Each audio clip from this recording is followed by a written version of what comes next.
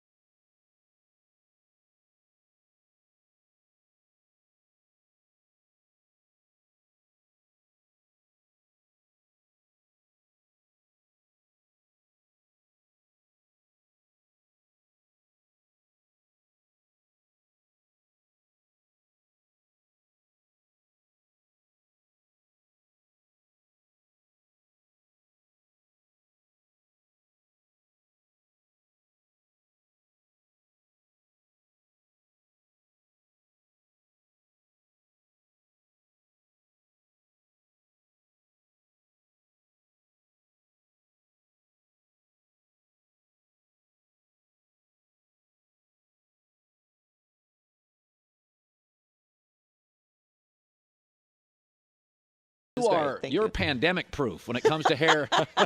You really are. Well, I mean, prior to coming to FS1, I did do my own hair and makeup for most of my career. I've had friends say, "Boy, Joey looks great," and I'm like, "We don't even have wardrobe people around. I look at my hair. I'm an unmade bed." They leave it in there for it, but we do need all of our crew back, though. Yes, we do.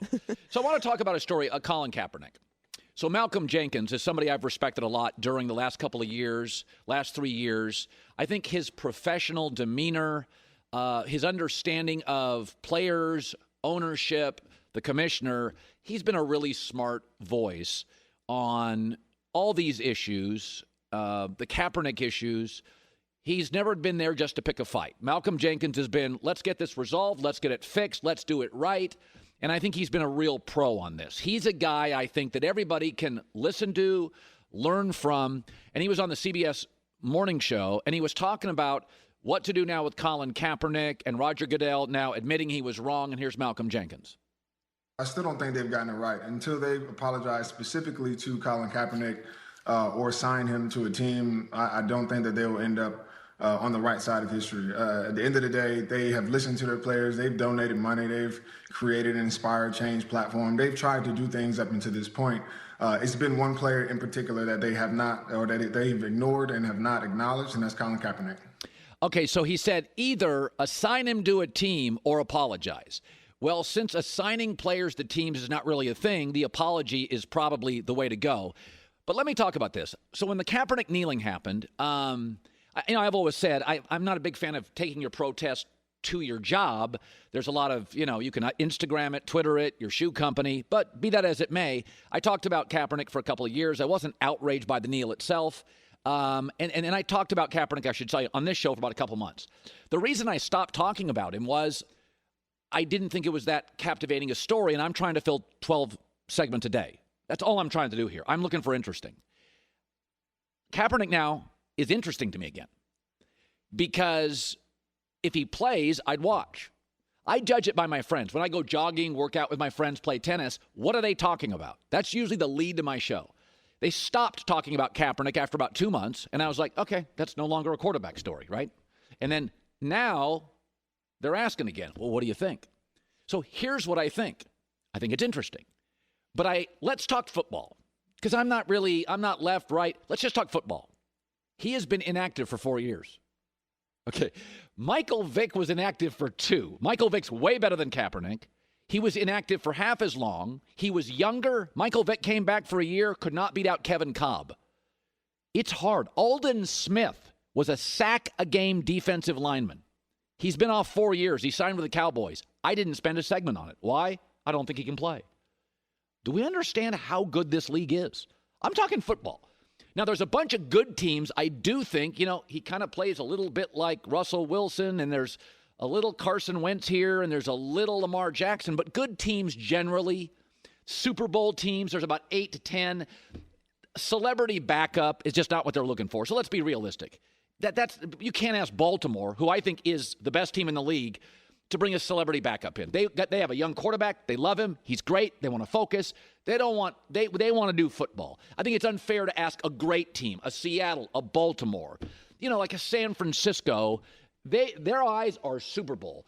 Do they want a celebrity backup? Most historically, that's just not a position in the NFL. Let's go to some teams where they're not very good. Your Cincinnati's and your Jacksonville's, Gardner Minshew.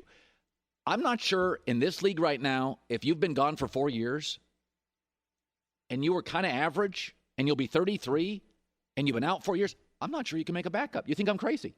Andy Dalton was a Pro Bowler. He's still young, backup. Jameis Winston, 30 touchdown passes, third string. Cam Newton can't get a job.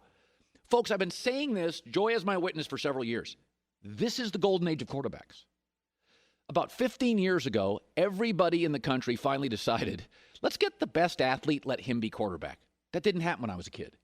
The quality of the quarterback play, with all these Elite 11 camps, in the last 4 to 5 years has exploded. There's no more first-round quarterback busts. We bring their college schemes. The coaching's better. The coaching's younger. They got 100,000 snaps by the time they're 14 years old.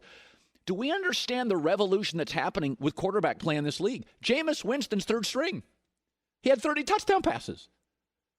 Third string.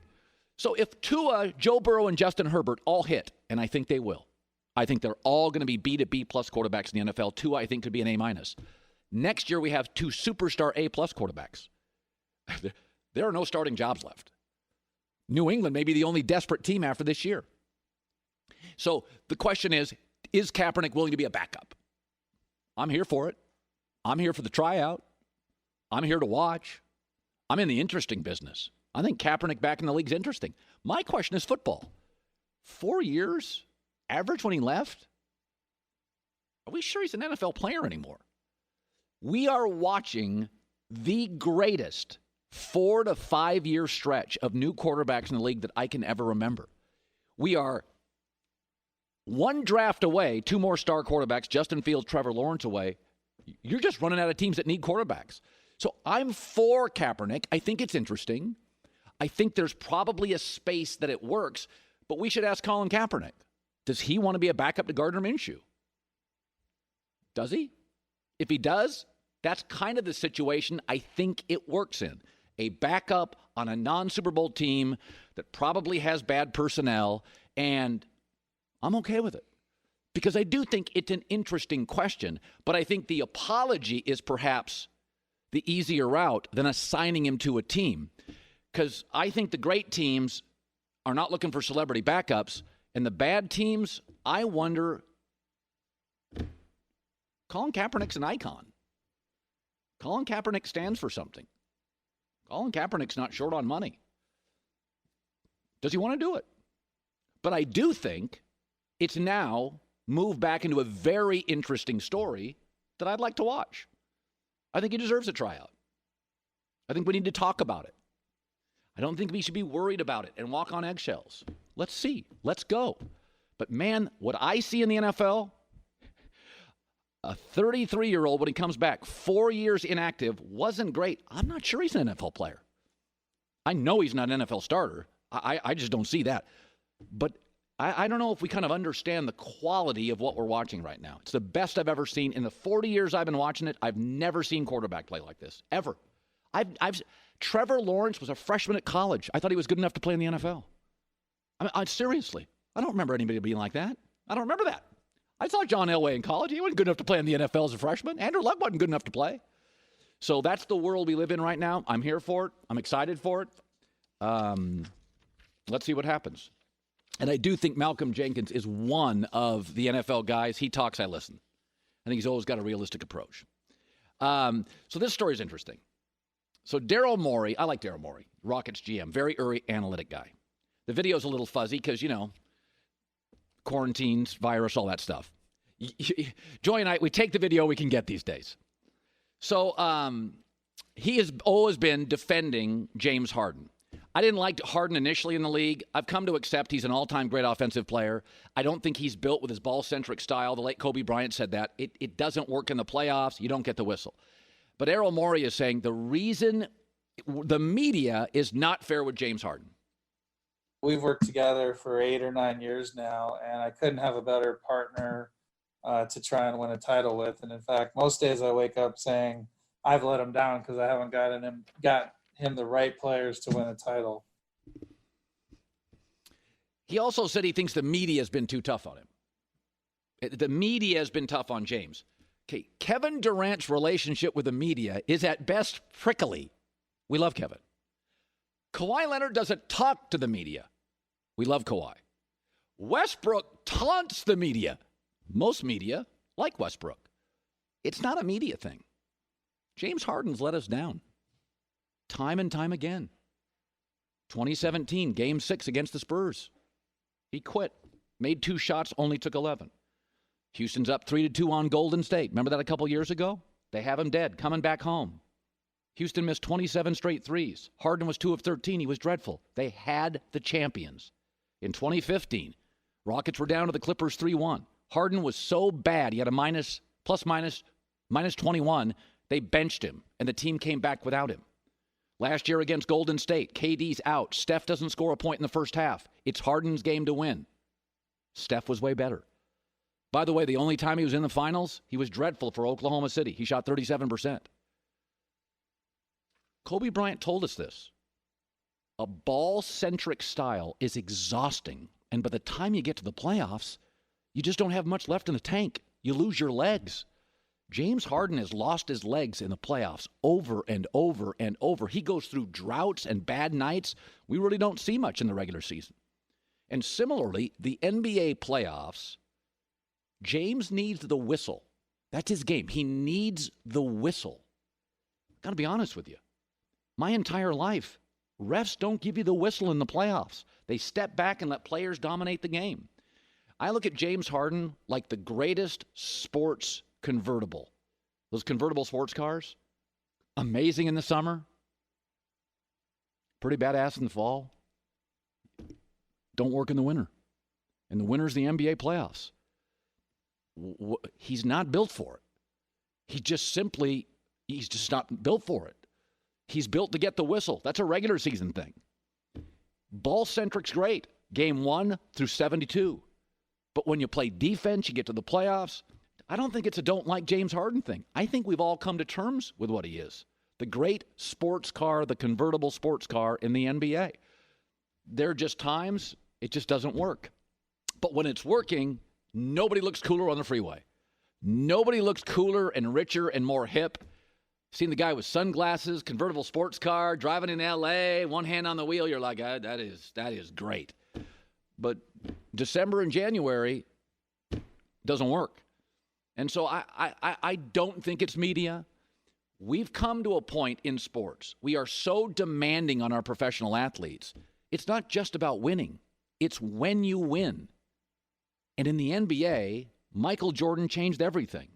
If you're not good in the last series of the year, to us, you're overrated and not that good.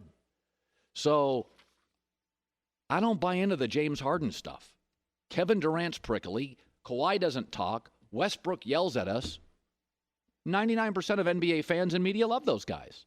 James Harden has simply let us down. By the way, Joy, Kaepernick, interested in it now? In him being in the league? Yeah. I mean, I think it's interesting. I think it's gone back to being a really interesting topic. Well, I do think that an apology is definitely necessary. A very public apology would go a long way towards validating what the NFL, what we're hearing from the NFL as far as where they stand on all these issues. And Goodell saying that he should have listened to the players. Well, the player that started it is Kaepernick, so he definitely deserves an apology. The reason he's been out of the league is wrong, and that should be given attention. But I do think that, fair play and fair practices should stand in place as far as the competition goes. What happened to Kaepernick wasn't fair. So he should get an opportunity to play in the league again. And then once he's on a team, if he doesn't make it, do you think he's good enough to be in the league now, 4 years out? I know he's been training throughout these 4 years as if he is going to get a call at any moment. So he's always been consistent with, I want to play and I want an opportunity to come back and I'm going to continue training it's the off season. I want to see his practices. I'd love to see it. I am fascinated. And I said this just on football.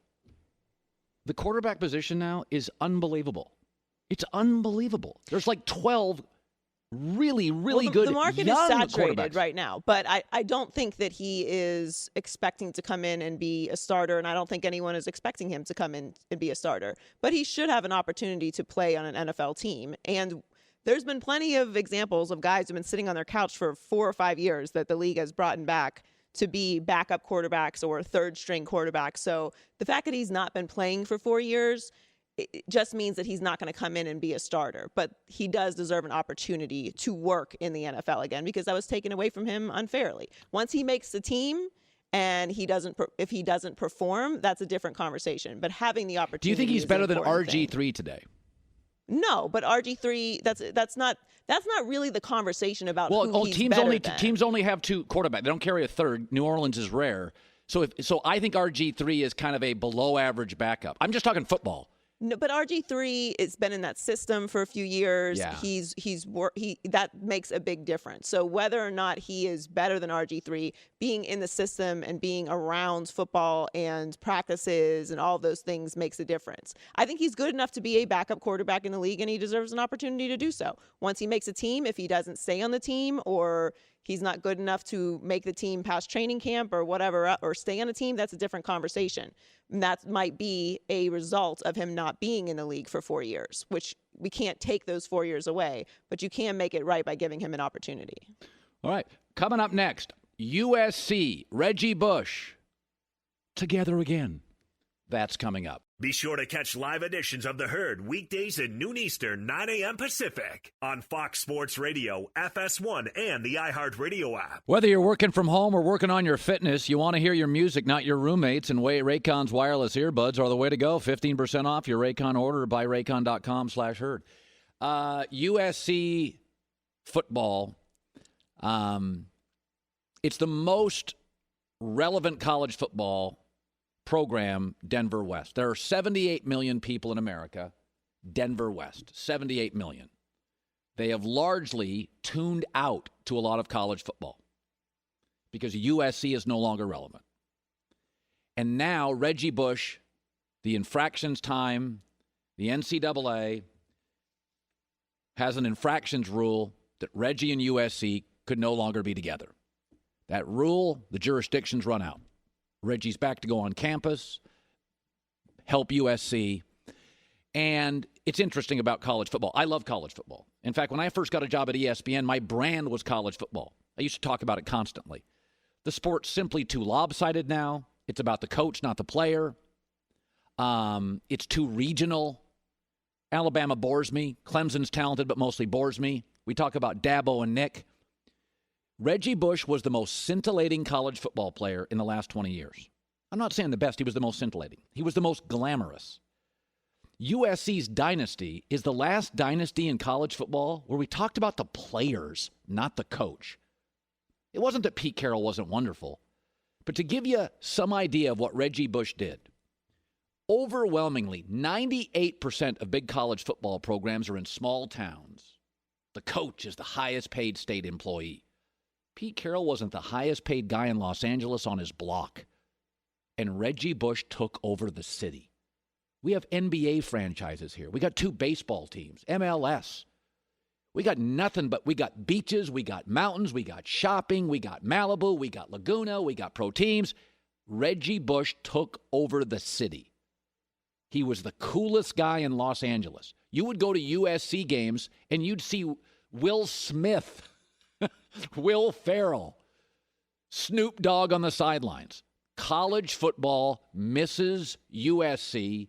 They miss glamour. They miss a program where players mattered more than the coach. The only thing that's equivalent to it, in my opinion, is the Miami Hurricanes program, where we were into the dudes, not just the coach. Reggie is back. The sanctions against USC were outrageously unfair. 30 vacated scholarships, 14 vacated wins, 2-year bowl ban because Reggie's parents in his last year were in a house that they weren't paying rent, and they essentially blew up the most important program, arguably west of the Mississippi. Great to have Reggie back. College football misses him. I watch games for players. He took over the city of Los Angeles. He was cool. He was handsome. He looked like a rocket.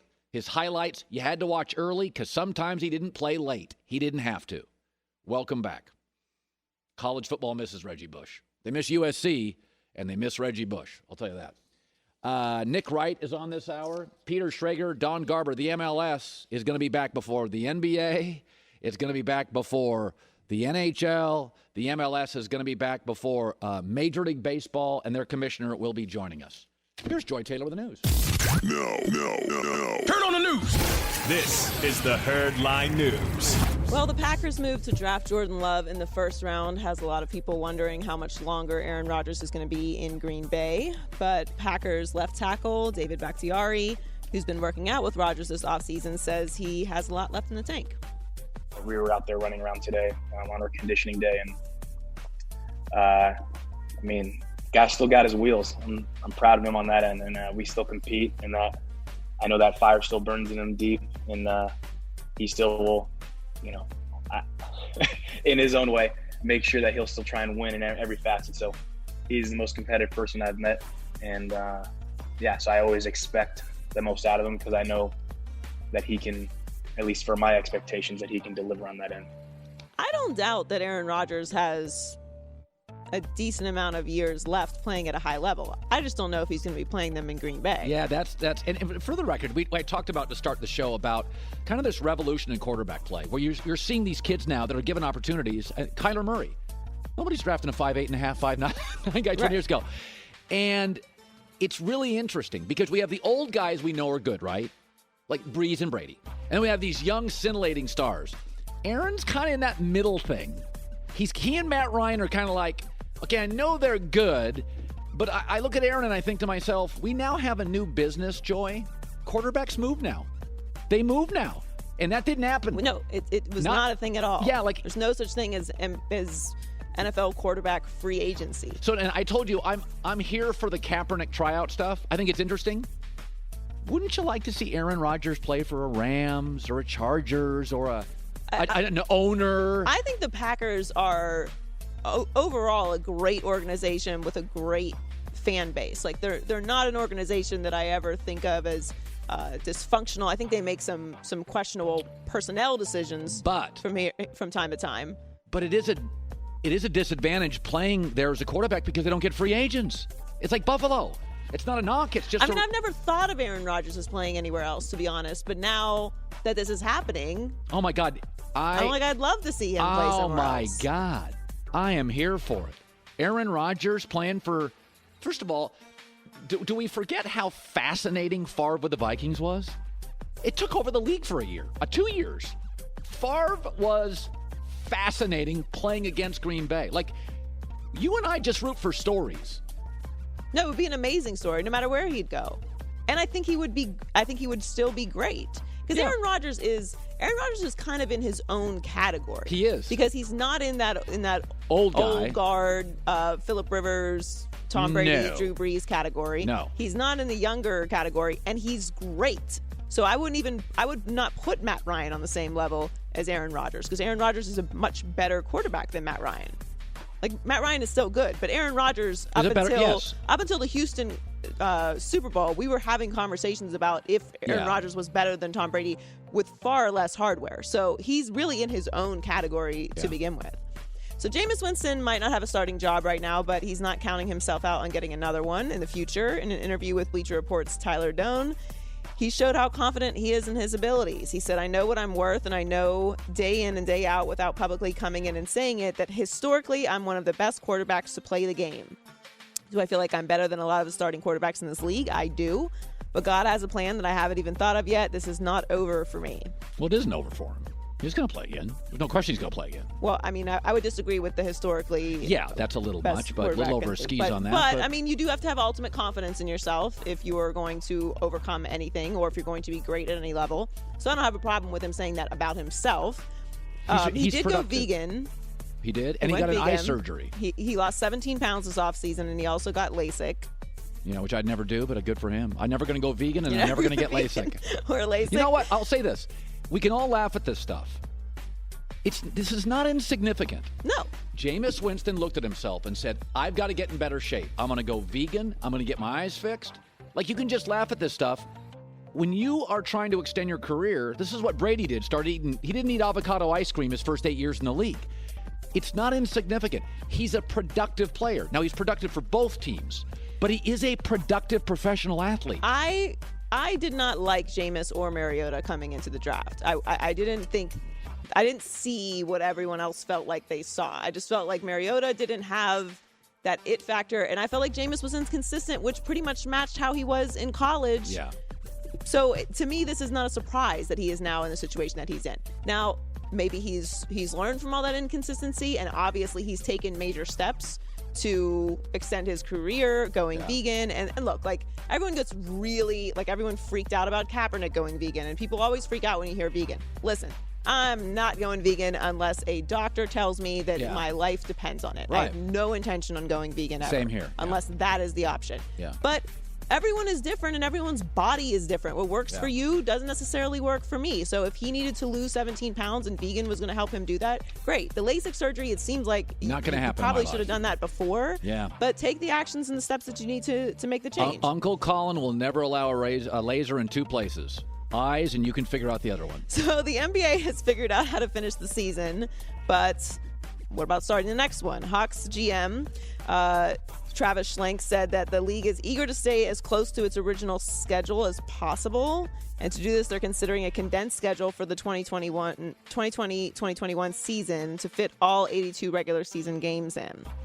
So they're eyeing December 1st to start the next season. I thought it was Christmas.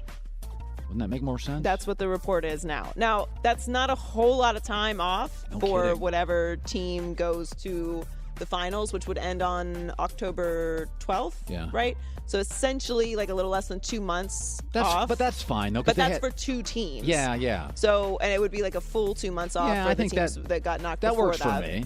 I don't mind them starting December 1st. Like, December 1st or Christmas doesn't really matter to me, but that's going to be an intense season to try and get all 82 games in there.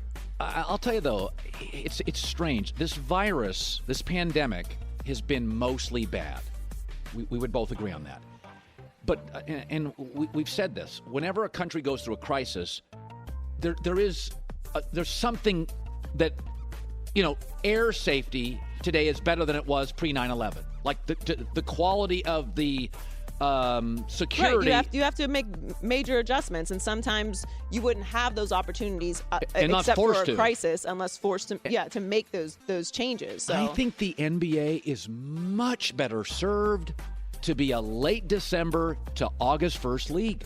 Get out of this. Once betting got legalized, the NFL, you don't even want to go up against them. It's just not even college football does Saturdays. Like, the NBA should just go, you know what? Start a month later, start 2 months, 6 weeks later, and 6 weeks later. Are you going to tell me I'm not, because it's July, I'm not going to watch LeBron in the finals? Of course you are. It's too hot to go outside in most of the country. If it's too hot or you're on vacation, like, just because you're on, what do people do on vacation? They relax. At night with a beer. So this idea that you're on vacation, you're not going to watch television. It's like, what are you doing? I think I watch a ton of TV in the summer because often we're in California. Right. But if you're in the South or the Midwest or the Northeast, it's very hot outside. And you're not going to do stuff all day. Right. Like, people still watch TV. I agree with you. I think this is an opportunity for them to adjust the season. It would really benefit them. Good stuff, Joy, with the news. Well, that's the news. And thanks for stopping by. The Herd Lie News. Daryl Morey says the media doesn't like James Harden. I say he's just let us down too often in the playoffs, and we don't consider him next level. If you don't win in the playoffs, we're not interested in the rest of your career. Colin Kaepernick, I think it's interesting again, but 4 years off. Is he an NFL quarterback, even a backup now? Nick Wright, next. Good thoughts. It's The Herd. Be sure to catch live editions of The Herd weekdays at noon Eastern, 9 a.m. Pacific. So Malcolm Jenkins said, listen, you owe Kaepernick an apology or you assign him to a football team. Well, that doesn't really work that way in the NFL, assigning guys to a team. But it is interesting. Let's bring in Nick Wright, brought to you by Mercedes-Benz, the best or nothing, the host of First Things First. Let's bring him on, Nick Wright. So it's interesting. I was saying this in my life, Nick, and I am a football guy. More than a basketball guy, though I love basketball. I've never seen this much talent at quarterback. I've never seen this much young talent at quarterback. Virtually everybody drafted in the first round, not named Paxton Lynch works. Next year, 2 more superstar quarterbacks. I don't think Kaepernick's a starting quarterback anymore with 3.5 years of inactivity. Is he a backup? I'm here for it. I think it's going to be fascinating. I don't think we should walk on eggshells, either apologize, give him tryouts. Let me just ask you. Is he good enough to be a quarterback in the NFL after 3.5 years off, in your opinion? Well, listen, I think he's good enough to be one of the 75 guys that's on a roster. I mean, I agree we're in the golden age of quarterbacking, but the backup quarterback for this upcoming season for the defending Super Bowl champion Kansas City Chiefs is Chad Henne, who has thrown 5 passes since Cap was a starter. In the last 4 years, Cap might have missed 3 of them. He's still managed to throw 330 passes in those 4 years. Henne's thrown 5. And we are also seeing a shift stylistically to where more and more quarterbacks play Cap style. And early on in his blackballing, we were told, well, he can't back up this type of quarterback because you want your backup to be RG3 to Lamar. Well, there's a hell of a lot more of mobile quarterbacks, so you would think that would open things up for him. But I'll tell you what I told Cap when I sat with him 2 years ago. He's never going to play in the NFL again. It's unfair. It's not right. But the NFL did, I believe, blackball him, and now it has been too long. Now, would I be happy if my Chiefs signed him? My Chiefs, who have made it very clear we don't actually care about anything off the field, just help us win. Sure, I would, but it's a sacrifice he shouldn't have had to make, but it's a sacrifice he did make, and I want to defend the NFL in this one regard, because I had someone ask me yesterday, can you take the NFL's and Roger Goodell's apology seriously if Cap doesn't get a job?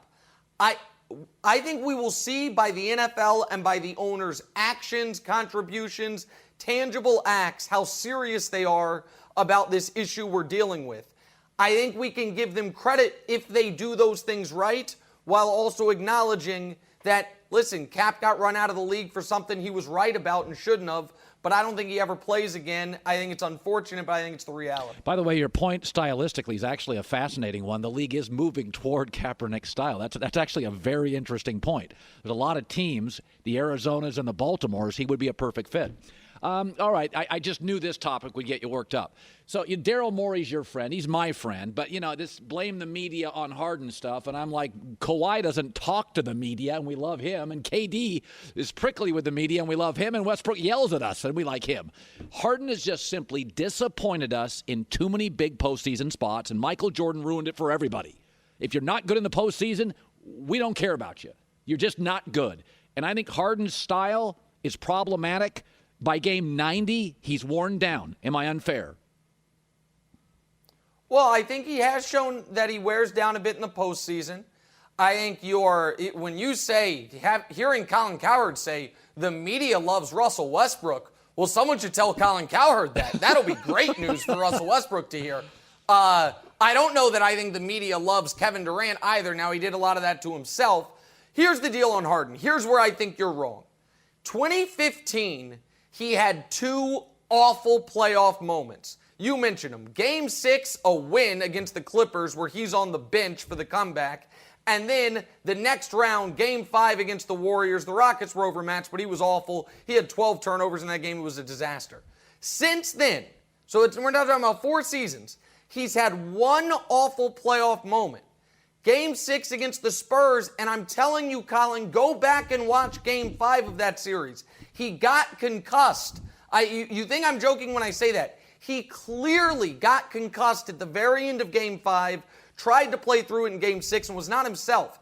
That's his only, in the last 4.5 years, awful playoff moment. They're up 3-2 on the Warriors. His second best player gets hurt. He scored, I think, 33 in the Game 7 of that series. Last year, he gets crushed because they lost to a Warriors team that didn't have Kevin Durant for the last 5 quarters of that series. Kawhi Leonard gets anointed by everyone as the next best player in the league for what he did against a beat-up Warriors. Both the Kawhi and Harden played 6 games against the Warriors last year in the playoffs. Harden averaged more points, more assists, on a better field goal percentage against the nearly fully healthy team.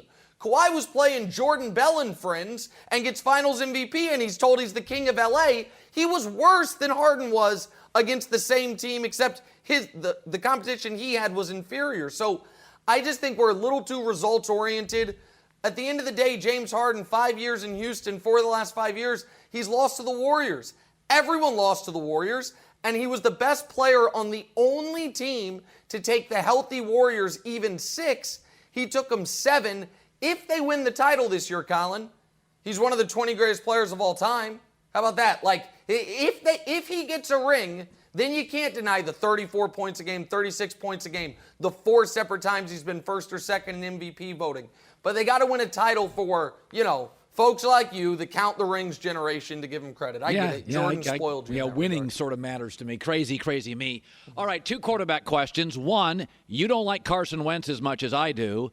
The guy has played with injured O-lines, no receivers, deck chairs, lawn furniture, and just keeps getting to the playoffs. So let's start with this. Why are you not a Wentz fan? It's not that I'm not a Wentz fan. I'm a Wentz realist.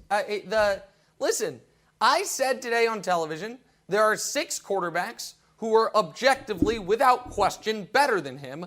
I think you might only disagree with one.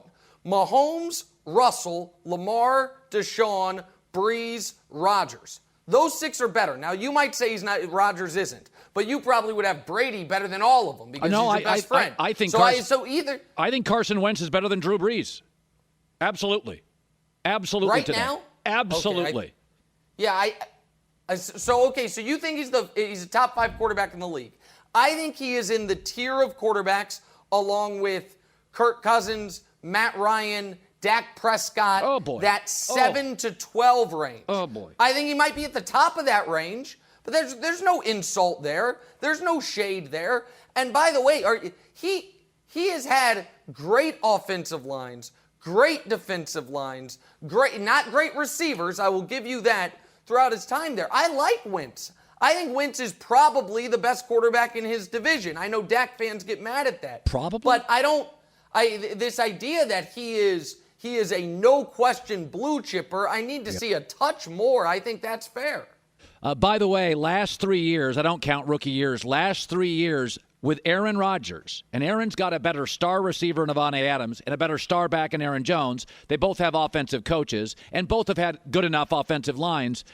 Wentz with Aaron Rodgers, more wins, more completion percentage, more touchdowns, better passer rating. Doesn't have a star receiver, doesn't have a star back. Both have offensive coaches. I think he's better than Aaron Rodgers today. I think he's better than Drew Brees today. And I think he's better than Deshaun Watson as a thrower of the football today. But let me segue to the other quarterback. Take 3 minutes. Every year in this league, you called it last year with Buffalo, there's a pop team. I think Denver's my pop team. Drew Lock will pop second year. Lamar, Mahomes, and Wentz, very average rookie stats, popped in year 2 to take over the league. You think I'm nuts on Drew Lock in Denver potentially winning the division. Why? Yeah. Listen, you're right. Guys do pop in year 2. I see that. And if you were saying Kyler was going to do it with the addition of DeAndre Hopkins, fine. But like Drew Lock, the idea that he and the Broncos are going to be, contenders in the division is so utterly laughable to me. The folks in Denver are mad at me on all fronts. They're mad at me because I don't like their basketball team because I'm a crazy person who thinks your star basketball player should be in shape and not have the GM shock that he worked out over quarantine. And I think their football team's going to stink this year. I have them winning 3 games. If you want to look for a pop team, what about the Miami Dolphins with Tua? What about the Chicago Bears when you get the albatross of Mitch Trubisky removed from the necks of the offense? I think that you're right. There will be a surprise team. I just don't see it with Denver. And the idea that they went in the draft and said, we're going to try to outscore Kansas City, okay, good luck with that. I watched Drew Lock when he was at the University of Missouri. There's a reason he was a mid-second round pick. Like, okay, good luck with it. And this is going to be an all-time where Colin was wrong when the Broncos are limping at 4-10 if you're lucky, and I get to replay for you saying they could be a dark horse in the division. By the way, I want to throw that Kaepernick video up again. Your point on the stylistic thing is actually very, very good. The league is I never thought about this. It's a really good point. As Nick was talking about this and I was watching the Kaepernick video, I'm like, oh yeah, that is 2020 NFL. This is his. It's a really good point. Stylistically, the league is moving toward him. So my bad. I think he can make a team. I think he can. I had a bad lead today. No, I think it's a great point. I watched that video as Nick talked, and I'm like, yeah, that's kind of where we're going. You know what? You finally got one there. That was a pretty good one there, Nick. It's a pretty good Finally point. got one. I'll talk to you later. Goodbye. Nick Wright, first things first. Finally got one. I mean, he just sneaks one of those fastballs in occasionally past me. I thought that was actually a very, very good point. Reggie Bush later today. No, he was sitting there talking. I'm watching the video, and I'm like, that's kind of 2020. Well, I mean, he was different. That was why he was so electric. He was kind of ahead of his time. By 3.5 years not playing. God, it's forever. 3.5 years of not. I mean, no one's asking him to be a starter. All right. Just a job. All right. Hour 2, next. In LA, The Herd. Want more Herd? The Herd streams 24 hours a day, 7 days a week within the iHeartRadio app. Search Herd to listen live or on demand.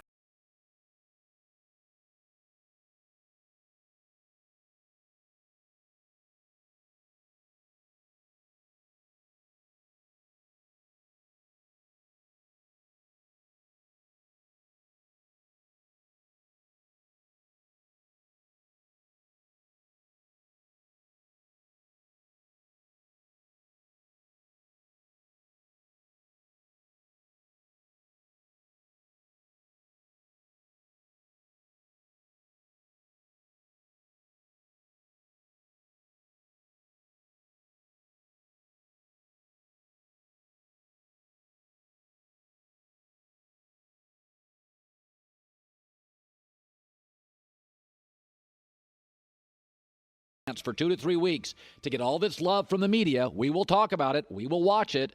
I think it's very good for them, and that's coming up in 40 minutes. Joy Taylor's joining me. Joy, how are you? I'm doing good, Colin. Doing good. So, I saw this. Fox Bet put this out. The values of quarterbacks above a replacement level backup. We were talking about Kaepernick backing up and that stuff. So the average backup in the NFL, and I don't know who the average backup is. I think Marcus Mariota is way above average. Andy Dalton's above average. Jameis Winston's way above average. Who's an average backup? Geno Smith, Seattle. That's kind of? I mean, started. Yeah, that's about average. He always has a job, but he's pretty average. So, Geno Smith. How many points are players worth above kind of average backup quarterback? So the top guys. Pretty obvious. Mahomes, Russell Wilson, Breeze, Rodgers, Matt Ryan, Lamar Jackson, all touchdown or more. That makes sense. And let's go to the middle guy. I'm not going to give you all of them. Let's go to the middle guys like Kirk Cousins, Goff, Mayfield, Derek Carr, Josh Allen. About half that, 4.5 points. And let's go to the very bottom. The last guy, Jarrett Stidham, -1.5. I know we love our football coaches, but New England's going to have to come to terms with this. It's a 6-10 football season. That's what you're going to have. I want you to think about this. Bill Walsh is considered the smartest offensive guy ever. Before Joe Montana was given the franchise, he was 6-18 with the Niners. They couldn't score. Joe Montana was the catalyst for all that. Chuck Noll, when I was a kid growing up in the 70s, he was the great coach. In the 20 games he coached before Terry Bradshaw, was the quarterback. He was 3-17. Then he won a bunch of Super Bowls with Bradshaw. Then Bradshaw left. He never won 10 games again. 8 years, 2 playoffs. Sneaks in. Pete Carroll before Russell Wilson. Fired twice, and his record was below 500. Okay. Bill Belichick, Cleveland, New England before Brady took over. 41-57. We all get this, right? The player. I know we love our coaches. I get it. We love our coaches. It ain't the coach. The coach matters. Andy Reid's great. The catalyst. Y'all out there are saying for years Andy Reid was overrated. Nobody says that anymore. Why? Did he change or to get Patrick Mahomes? John Harbaugh was almost fired 2 years ago. Now it's like, Joy and I are like, maybe the second best coach in the league. Would he get smarter or would he get Lamar Jackson? Folks, Greg Popovich, the year before Tim Duncan, was 17-47. But Doc Rivers was fired by the Orlando Magic, was 24-58 in Boston. He was dreadful. He was going to get fired again. And then a thing called Ray Allen and KG happened. I know we love our coaches. New England's not going to be any good. They're the lowest rated quarterback. They got no weapons. The division's better. Buffalo's a real football team. I think Miami and the Jets are better than people think, especially Miami. Got to come to terms with this. The people betting in Vegas, and they build big casinos based on being right more than wrong. They have him as the lowest rated quarterback in the league. And I'm a Patriot homer, right? I'm Mr. Patriot. Let's go to this. So I saw one of those bloggers out there. I think this is the big lead. Finally, America is coming to its senses. As I said yesterday, I was the first sportscaster that said 4 years ago, it ain't Richard Sherman. It's not the Legion of Doom. It's not Pete Carroll. It's not Marshawn Lynch. Russell Wilson is the game changer here. It took people a long time, and now in the last year, the rest of you, the Peter Kings, the media, traditional media people are like, yeah, that guy's like wildly underrated. Yeah, it's my life. This is the burden of being brilliant. So the big lead pointed out something that I don't even give Carson Wentz credit for because I don't think interceptions are that. I mean, nobody wants them, but I want my quarterback to let her rip. Eli Manning throws picks. Peyton Manning threw picks. Breeze has thrown picks. Matt Ryan throws picks. I'm not. Andrew Luck threw a bunch of picks. The bottom line, if you throw one a game in 29 attempts, I'm okay with it as long as you don't throw it, deep in your own territory. It can be a punt on certain times. I don't think interceptions define the great quarterbacks. Namath, Bradshaw, Aikman, they all threw them. But they came up with this stat. Carson Wentz doesn't throw picks. In 2019, Wentz became the first quarterback in league history to throw 20 or more touchdowns and 7 or fewer picks in 3 straight seasons. It'd never been done, even by Aaron Rodgers. And I say that because Aaron Rodgers is considered the quarterback who doesn't throw picks and is one of the only quarterbacks in the league that throws fewer picks than Carson Wentz. So let's use Aaron Rodgers as an example if you think Carson Wentz is overrated. Last 3 years, I take out the rookie year for quarterbacks, Wentz has Aaron beat in record, touchdowns, completion percentage, and passer rating. And Rodgers has better star receiver, better star running back. They both had offensive-minded coaches, so that to me is a wash. Here's the reality of quarterbacks, and this is the way we do it. There's 4 boxes you got to check. And if you don't get to that last one, we kind of roll our eyes. The 4 boxes are the talent box. Wentz has clearly checked it. Just watch him play. Watch him at the end of last year. Working with nothing, got into the playoffs. There's the stats box. Well, he's done that. 81 touchdowns, 21 picks last, 3 years. The winning box. Can you get your team to the playoffs? Last year's another example. Yes. And then there's the Super Bowl box, and he hasn't checked that one. But outside of Mahomes, tell me a guy playing in this league at quarterback 4 years or fewer who's checked all 4. There's one. It's Patrick Mahomes. The talent, the stats, the lead you to the playoffs, and the Super Bowl. That's it. No other quarterback last 4 years except Mahomes checks all of them. We like Lamar Jackson. Never won a playoff game. So, I like Deshaun Watson. Deshaun Watson with great receivers. Last year threw for 3,800 yards, 26 TDs. And I like Watson. Wentz is better. I told you before, you guys can argue 4 through 20. 3 quarterbacks today in the NFL lead my franchise. Mahomes 1, Wilson 2, Wentz 3. You can argue over the rest.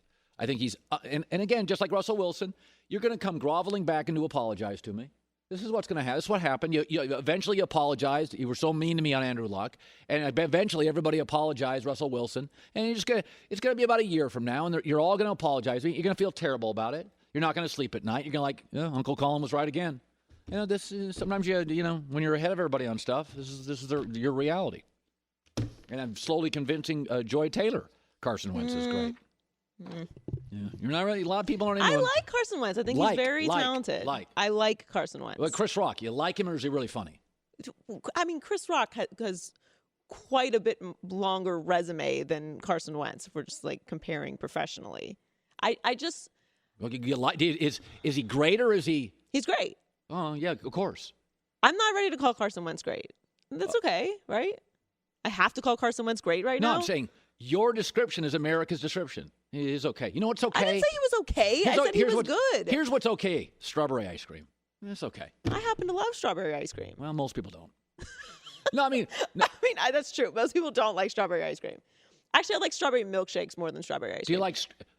There's a lot of okay. When you lump him into okay... I didn't say he was okay. I said he's good. I like him. I don't love him. So you don't consider him like Mercedes or Tesla, or you don't consider him great. You consider him... I'm not even going to rip on a car dealer. Yeah, I don't know. You think he's okay. I think he's love a key Mahomes. Optima. I love Russell Wilson. I love Lamar Jackson. I love Tom Brady still. Aaron Rodgers. Carson Wentz is better than Tom Brady today. Yes, he is. He's better than Drew Brees. You don't think so?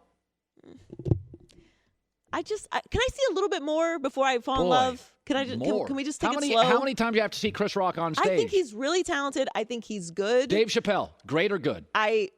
Great, beyond great, legendary, so elite, yes. But look, Carson Wentz is a good quarterback. Good. He earned my respect last year with what he was able to do. I had a corn dog for dinner. I also thought that the division was way down. There was not a lot of competition in that division last year. The Cowboys grossly underperformed. Good as a corn dog. I happen to think corn dogs are disgusting. I haven't eaten a hot dog since I was 10 years old out of protests for hot dogs. Almost everything in life is good. The good's everywhere. He's also been injured, which I don't love. Sprained an ankle once. Guy sprains an ankle, he's judged for life. I'm not judging him. I'm just saying I think he is good. Okay, so let's go to the NBA. How Nick described him is perfect. Okay. I would put him in that category with Dak, with Matt Ryan. So now you're siding with Nick. Is Clint Capella's a good NBA player?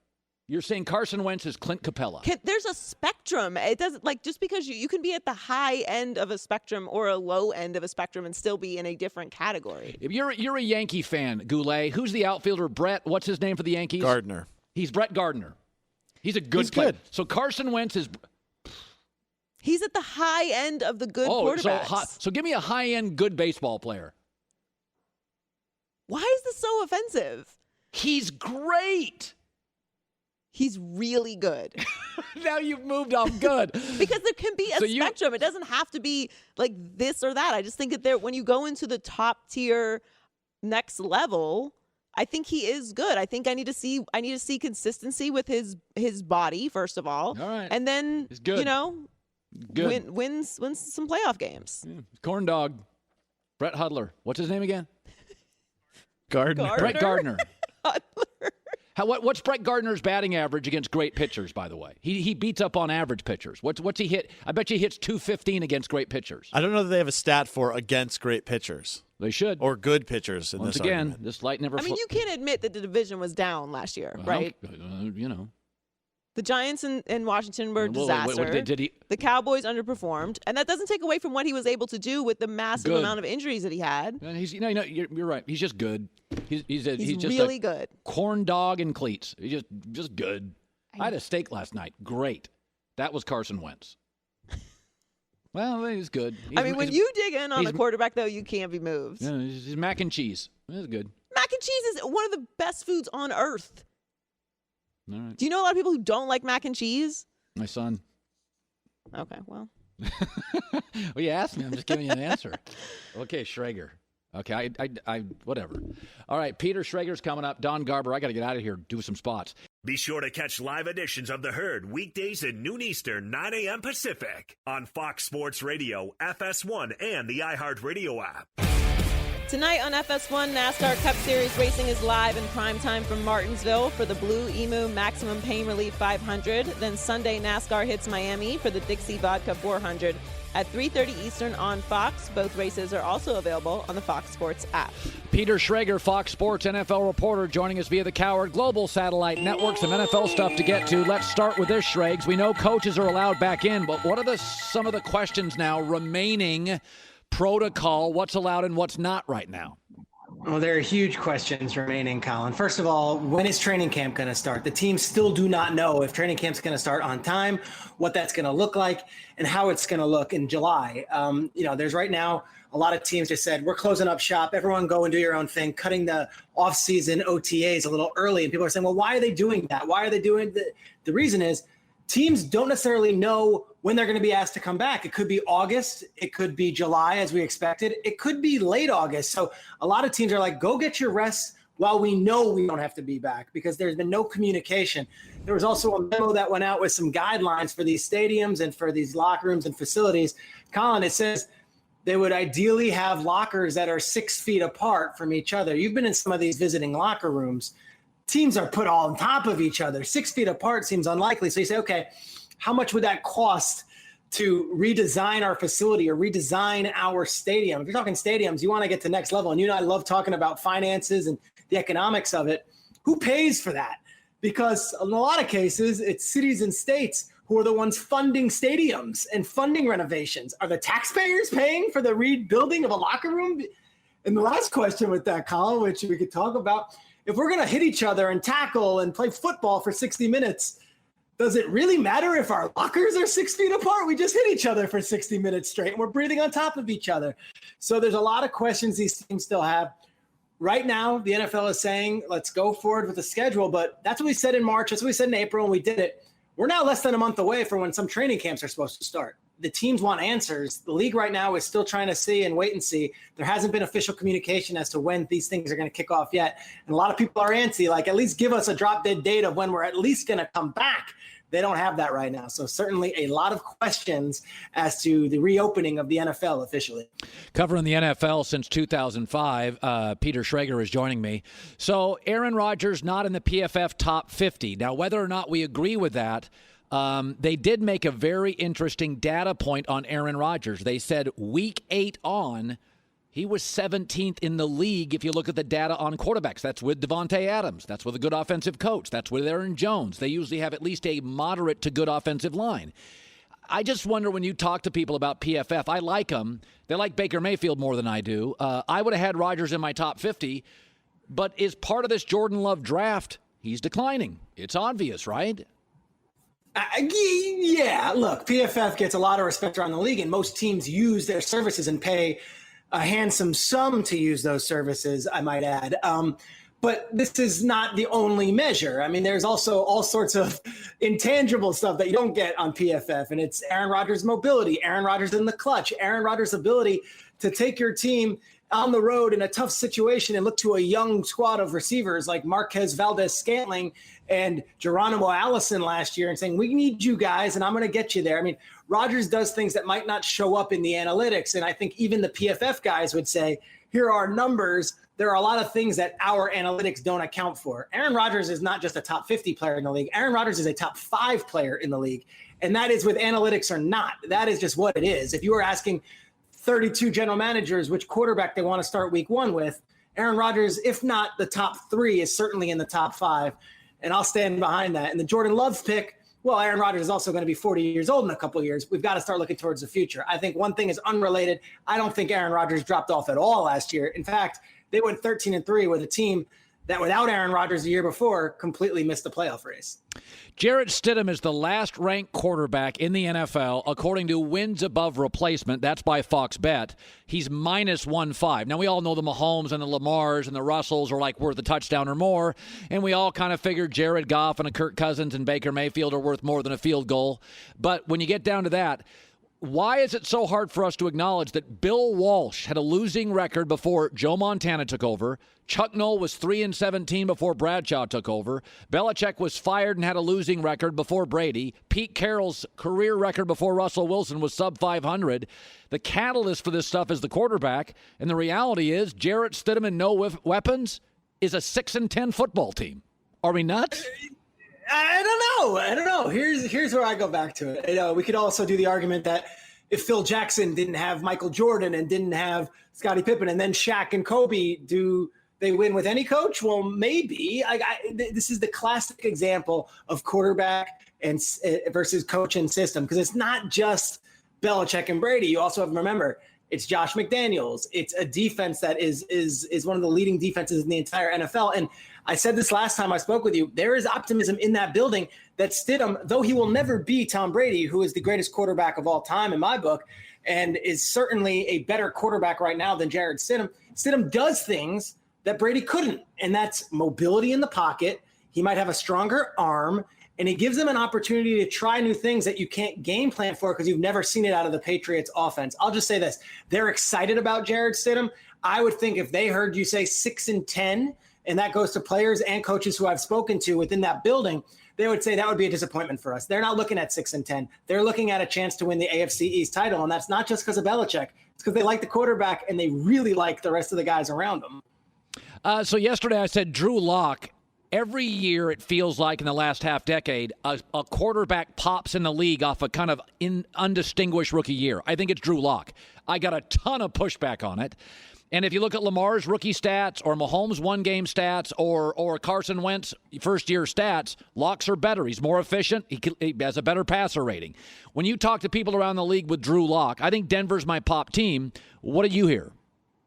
I don't see it. I don't see it yet. Here's the thing. And Colin, I love that you went out on that limb, and I love that you even said that they might challenge Kansas City. I think that's very bold. It's easy to say the Chiefs are going to go 12-4 and win the division. It's not easy to do what you did. But I don't know what the chemistry is like with Drew Lock and Jerry Jeudy and Hamler, who's the other rookie, or maybe even Noah Fant, because there's been no offseason for these teams in the building. So they have a new offensive coordinator. Pat Shurmur's the offensive coordinator. They're telling me that Drew Lock, who was a second-round pick last year, is going to not only learn an entire new offense, execute that entire new offense, but his number 2 and number 3 receiver, Jeudy and Hamler, are supposed to KJ Hamler are supposed to all of a sudden have this great chemistry out of the gates. I would be very surprised if the Broncos win the AFC West, and I would be very surprised if they are lights out from go. I just think there's too many different changes going on this offseason with the coronavirus situation, but also with a new offensive coordinator and 2 very important new weapons, let alone a team that hasn't been to the playoffs in I guess, since the Super Bowl, I think. I mean, this is what we're looking at right now. You can't just tell me that they're going to snap their fingers and suddenly pop when there's been no continuity from last year. Finally, I said this, NFL teams largely take 2 quarterbacks. That's it. That's what they take now, mostly. It's the best quarterback era I ever remember. Young quarterbacks are better earlier than ever. Elite 11 camp, 7-on-7 last 10 years. It's just, I've never seen anything like it. Kaepernick's not played for 3.5 years, just on football. Forget everything else, just football. Can you not play quarterback competitively in this league for 3.5 years and then even be a backup?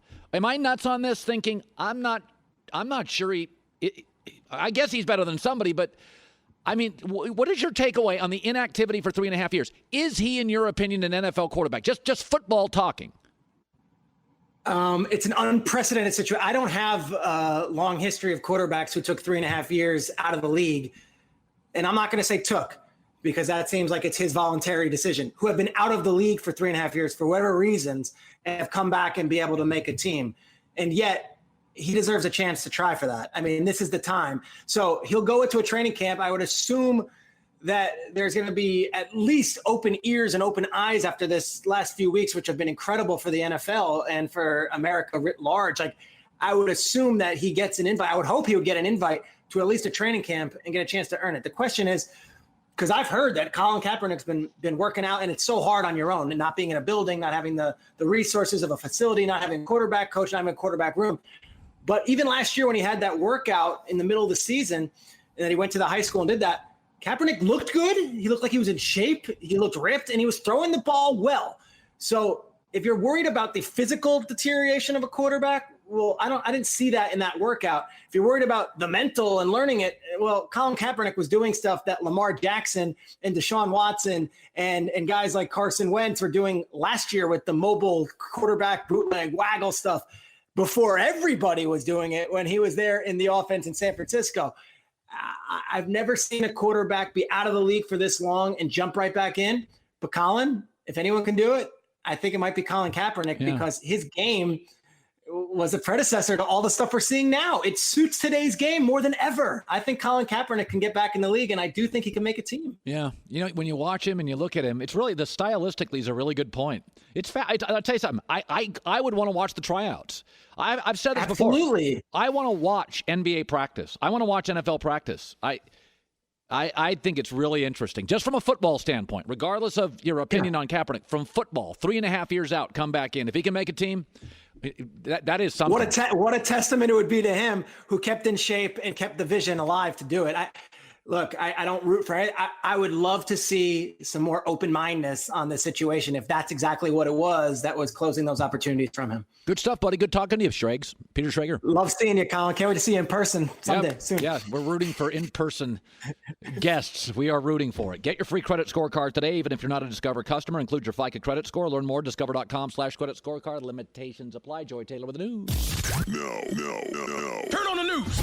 This is the Herd Line News, sponsored by Mercedes-Benz. The best or nothing.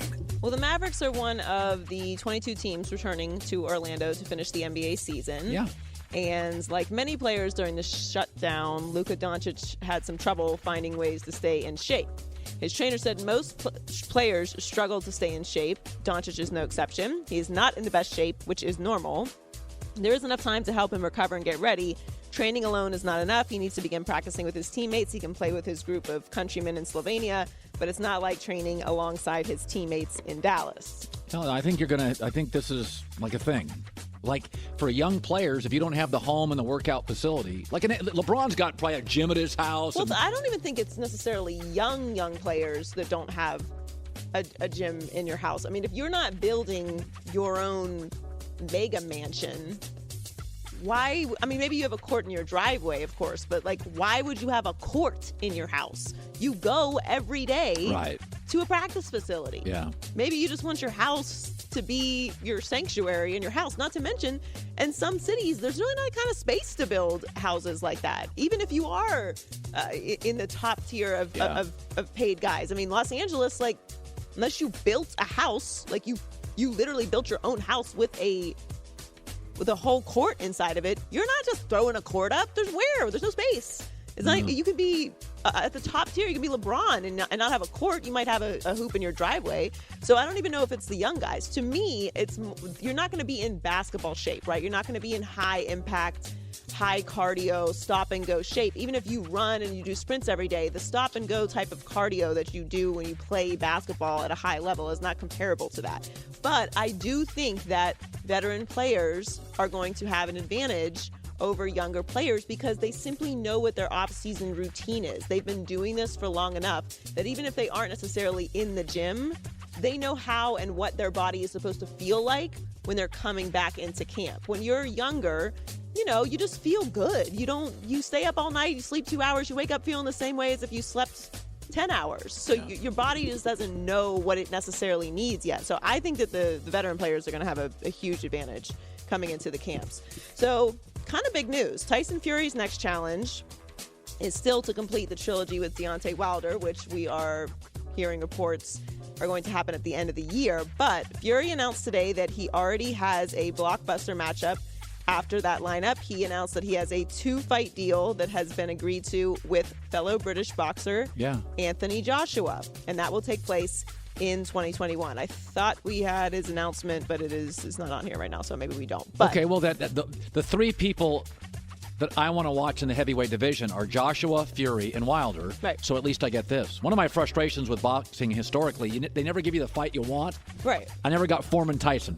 I wanted that thing for 5 years. I never got it. A lot of people were wanting to see this fight before the next Wilder fight, but they already have an agreement for 3 fights, Wilder and Fury. So they are going to finish that trilogy likely by the end of the year. And then they have now this 2-fight deal in place with Anthony Joshua and Tyson Fury, which is really big. By the way, it feels like boxing's making a comeback.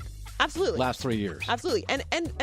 A big part of that is you have interesting, great fighters in the heavyweight division. Yeah. So Fury is the reigning WBC and lineal heavyweight champion, and Joshua is the WBO, WBA, and IBF heavyweight champion. So if they both retain their titles, it would set the stage for a unified heavyweight champion for the first time in 20 years, which is a really big deal. We'll talk more about this on Joy Chat at 3:30 p.m. Eastern on Caffeine, free app. Go download it and subscribe to the Fox Sports channel.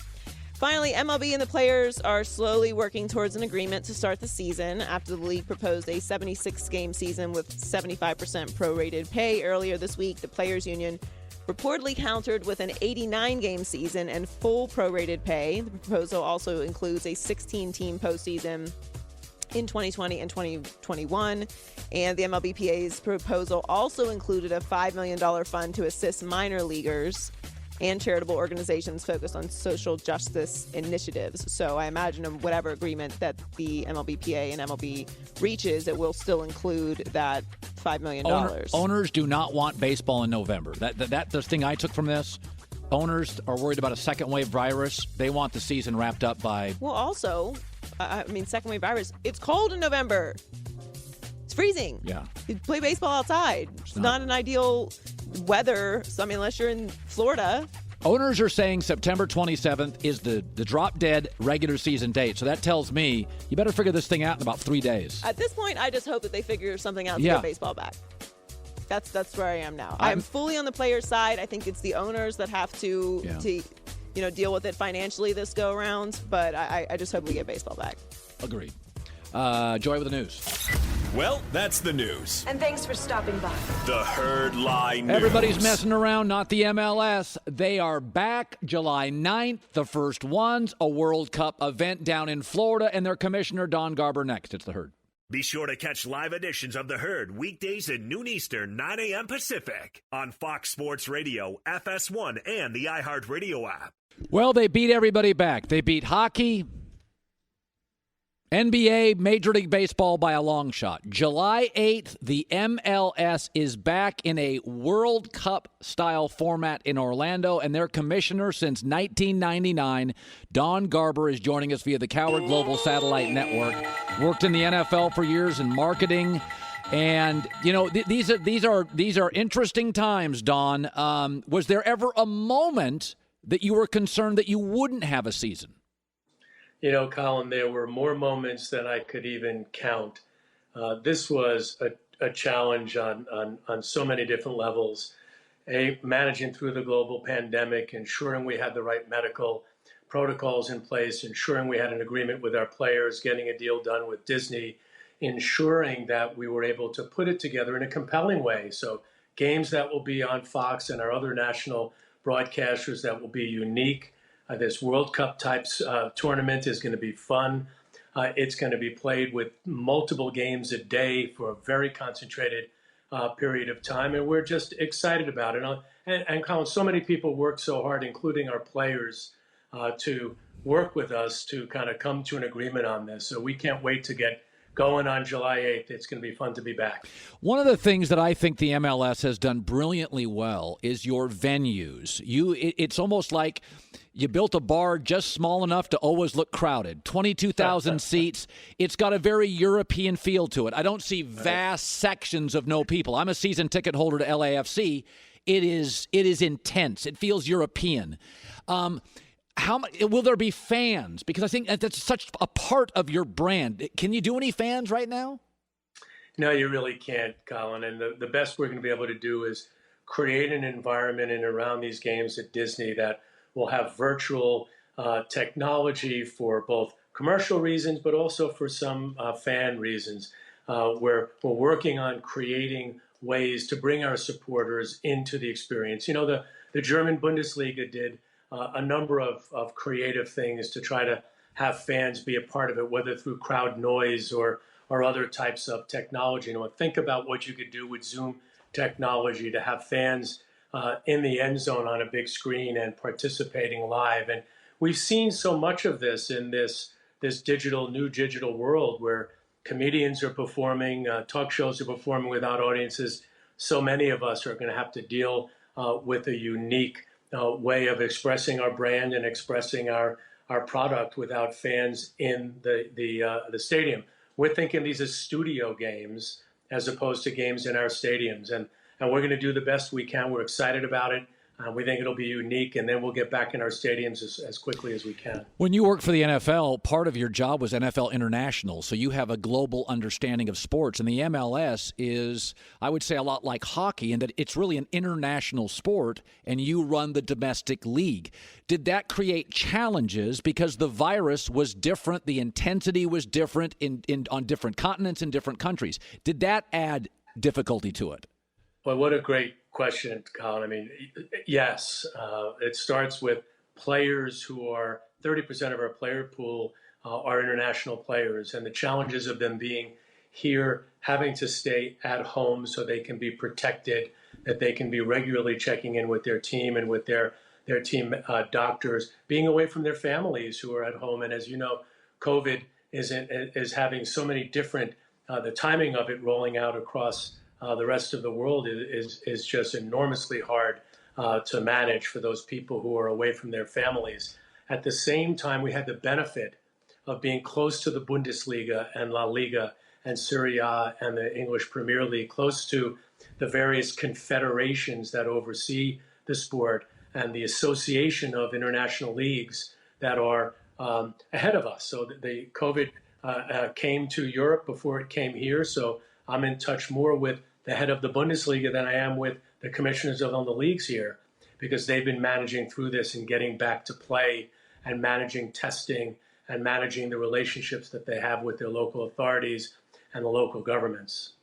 When I look at the opportunity here, you're the first in by probably 3 weeks.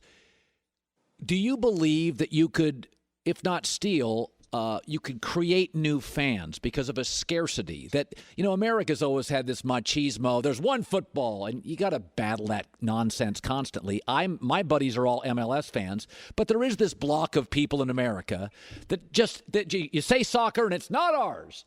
Do you think you can open eyes to people in this 3 week, time period that you're what's on television, Don? Well, I certainly hope so, Colin, and we're going to work hard to create an environment, albeit one without the drama of what you experience when you go to an LAFC game. Great players throughout our league, many of them world-class stars, many of them young American players that are playing in youth national teams and our senior national team, guys that believe in our league, they believe in the sport in the United States and Canada, and we'll be out in front of our fans and future fans before others. We tried to get out even earlier.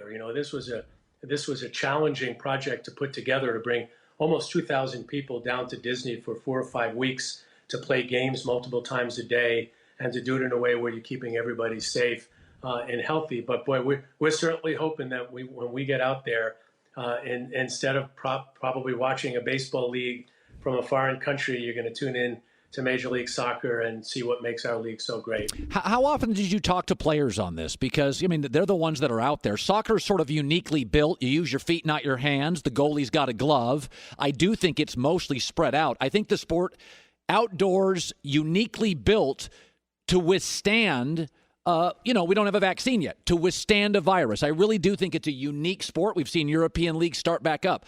Did you go to the star players like the NBA? Who did you talk to of your great athletes? Who were you having discussions with? Well, Con, it was challenging, to be fair. In the middle of all of this, we were trying to finalize a new collective bargaining agreement. And I know I've watched your show and watched it today and know there's all sorts of discussions about what's happening with other leagues to get their players to agree to a new normal for 2020 till we're able to get some semblance of the normal we lived through or believed in and were managing through before the pandemic started. So yes, I've had conversations with players. Many of them had a lot of issues. We were able to work through those issues. Our players took a very small adjustment to their salaries. It was part of a discussion we had with them on a new collective bargaining agreement. And those discussions in the middle of a pandemic were difficult. Any labor discussions are hard, even during the best of times. So my discussions with players will try to get as much input as I could. I heard them, but very much so. We needed them to get back. Our fans needed them to get back for all the reasons you've indicated, and we are back. And I'm looking forward to, in many ways, getting close to our players to have them help us build what the next normal is going to look like, which is 2021 and beyond, when life probably will look a little bit different than we expected. Well, it's exciting. It is July 8th. It's a World Cup-style tournament, which it features all 26 teams. And I think soccer's built for this. The World Cup style, soccer fans love it. World Cup is kind of I remember as a kid and seeing the World Cup. I went on a vacation with my parents one time to England. I sound like some bougie guy, but I remember seeing a World Cup when I was like 9-10 years old, and That's amazing. It was so unique to the American standings playoffs. So I think here we go. June 24th, teams arrive. July 8th, group stage begins. Round of 16, quarters, semis. MLS is back. Tournament final August 11th. By the way, the timing is fantastic, so you don't have to do a ton of head-to-head with the NFL, which we all know is, it's the NFL. So, Don, good luck to you. Very exciting time. You must wake up in the morning and, you probably will never face something quite like this. You have to feel it. You may not be able to go to restaurants where you live, but does it feel good today? Optimistic? It does. Colin, it's funny. The first person who's asked me that in a long time.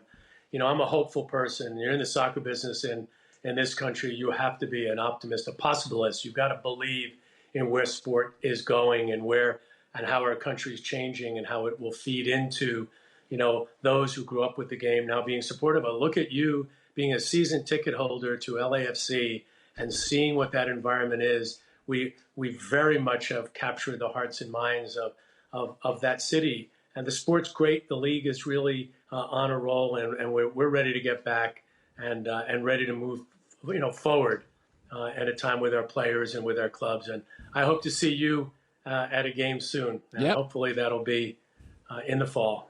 Well, there's 8-10 pro teams in L.A. and a bunch of college teams. I'm a season ticket holder to one, LAFC. I sit it right in the middle with Will Ferrell right behind me, and next to who am I next to? Mia Hamm and Nomar Garcia-Parra. So I'm in the famous people section. There you go. That's fantastic. Listen to me again. Don, great talking to you. Great talking to you, Colin. Take care. I talk about my European vacation as a kid. We went there one time. Can I get some tickets? Johan Cruyff was the big star in the World Cup. Go look that up there, Goulet. You may know Yankee outfielders. I know Johan Cruyff. I need the Colin seats at an LAFC listen, game. The environment at MLS is... it looks really fun. You know what it is? Hockey fans have always said, we have the best in-game environment. It's the NHL outdoors. It feels like you're in Europe. I mean, it's just beer, yelling, chants. It's lots of energy. Oh, my God, it's great. 24,000 people. Get in and out of the stadium easily. Great food, great times. Hour 3, Reggie Bush is back. He's coming up.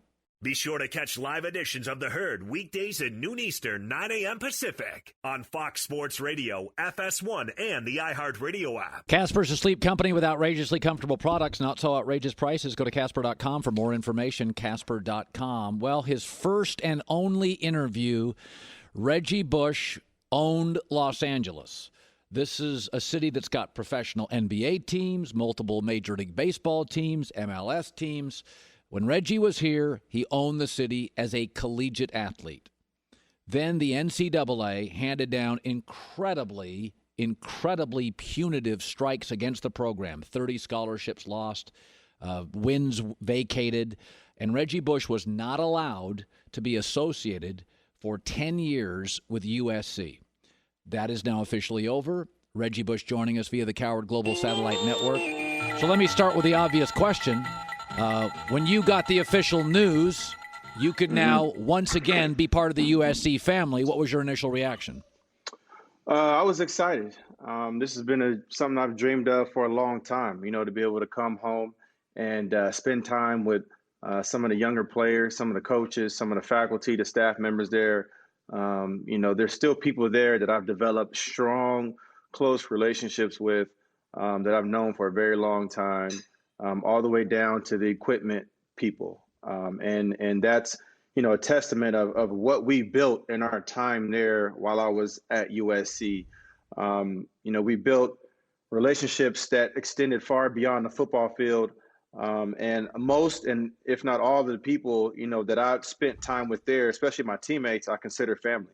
And to this day, we are, that relationship, again, like I said, goes far beyond the football field. So for me, we're excited to be back. Can't wait to get to the university and get to know some of the young players there, and start to help, initiate change and just help bring back greatness to USC. At the lowest point, Reggie, may have been 10 years ago, may have been 7 years ago, when you could not connect with USC, ostracized from the program. How bad was it? What do you mean? How bad was it for me? How bad was it? What you love the program and you're told keep away, stay away. Yeah. What's that like to go through? Yeah, it's tough. It's very tough. I went through a lot as a person. I went through a lot as a man. A lot of my confidence as a man was shot down, and I had some struggles throughout my career in the NFL because of the things that happened to USC. A lot of the things that I experienced, that I went through, that I went through, that I had to deal with, from backlash, from everything that happened. It was tough. It was not easy. But this is the thing for me. I couldn't stay in that spot, because if I stayed in that spot, then I never would have, had the opportunity to really enjoy my time in New Orleans. And that's the thing. Everything happened so quick. For me, I got drafted, went to New Orleans, a team, an organization that needed change in a city that had just been destroyed by Hurricane Katrina. So I quickly had to get to work. But this always lingered in the back of my head. It always lingered in the back of my mind. It's the thing that kept me up late at night, almost every night. And it's the thing that, that kind of haunted me too as well. Reggie, I said this earlier, outside of maybe Tim Tebow, I don't remember a college player the last 20 years that would have had a more lucrative college career if you were paid for likeness or merchandise or merch. Yeah. You and Tebow, there's not really a third. And there have been a lot of great players. But take me back. You're 19 years old. The NFL's not in Los Angeles. Right. You were in a group of 2 or 3 sports people in the city of Los Angeles, 10 million people, as the biggest star. Just take me back to the best, the crest, the best years of USC. What was it like to be Reggie Bush? It was amazing. It was amazing to be able to look on the sidelines and see Snoop Dogg, see Will Ferrell, see a lot of, ex players, Marcus Allen, Ronnie Lott. You see those kind of guys on the sidelines cheering for you and supporting you. And it means a lot. And that's one of the reasons why I can't wait to go back, because I know what it means to be able to look to that sideline and see some of the OGs, some of the older guys who did it before you. Marcus Allen is from my area. We grew up in the same area where the high school he went to, I grew up maybe 5 miles down the street from.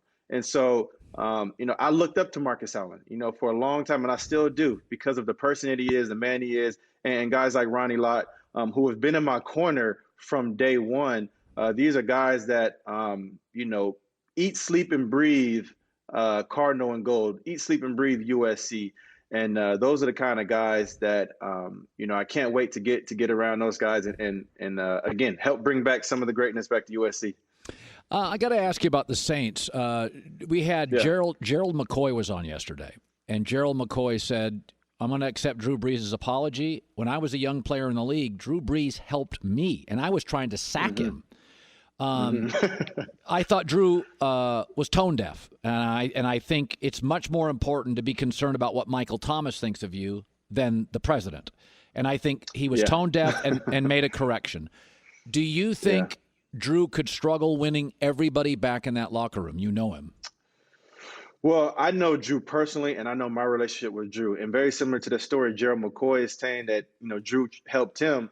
My first introduction to meeting Drew Brees was the night before the draft when the Houston Texans passed up on me Drew called me that night before it had even been announced and said, I can't wait to play with you because I had a chance to play with LaDainian Tomlinson, who I consider to be one of the greatest running backs ever. And I think you have a shot to be just as good or better than him. And so right away, that completely shifted everything, my mentality, whatever, anxiousness or just uncomfortable feelings that I had inside of me about being passed up on and now going to a city which we didn't know if they were going to have a home stadium. We didn't know what the future held for that city because they had just been through Hurricane Katrina. And Drew took the opportunity to call me. And that's why I've accepted Drew's apology on national TV, on Speak for Yourself. And Drew's actually also reached out to me personally and just apologized once again and said that, he hoped that his divisive comments didn't hurt and that he couldn't wait and that he was excited to be our ally in this fight. And I really respect Drew a lot because I know his heart. I know the person he is. Yes, those comments were tone deaf and divisive at the wrong time. But I think Drew will do a great job at educating himself, processing this the right way, and changing the narrative as well. I was just thinking about something I didn't ask you about USC. I want to circle back. Yeah, go ahead. I've never really bought into this vacated wins thing. Listen, it doesn't matter. I watched you play. You were the best team easily. On a personal level, do you think you'll get the Heisman back? Would that matter to you? Yeah. If to say that I don't want it back would be a lie. And so I do want to be completely honest about that. 100% I want my Heisman Trophy back. But also at the same time, I'm more focused on the kids now because what happened to me is in the past. And we're not going to change what happened and we're not going to be able to, change everything that happened in that situation. But what we can do is learn from it now. And that's why I'm so happy. I'm so happy that kids will now be able to make money off their name, image, and likeness because that is what's fair and that is what they deserve, right? It's very, in no other form of work can a company say, hey, you come and work for us, but you cannot make money off your name, image, and likeness, but we can. And that's unfortunate because you're hamstringing a lot of families, a lot of kids when they're in their prime. When you're 19, 20 years old, that's when you're starting to hit your prime. And that's when you're starting to see this change in your body physically, especially for young men.